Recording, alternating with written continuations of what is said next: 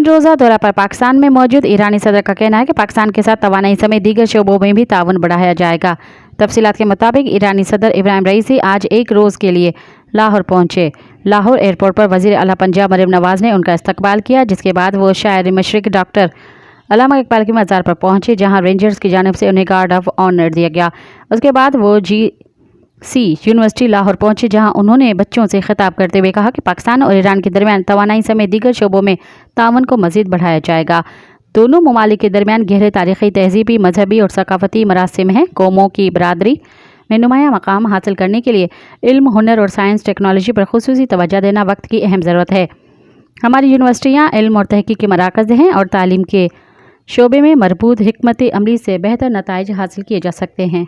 मज़ीद ख़बरन ऐं तफ़सीलात लाइ विज़िट कयो असांजी वेबसाइट www.awamiNewsHD.com ऐं ॾिसंदा रहो अवामी न्यूज़ HD।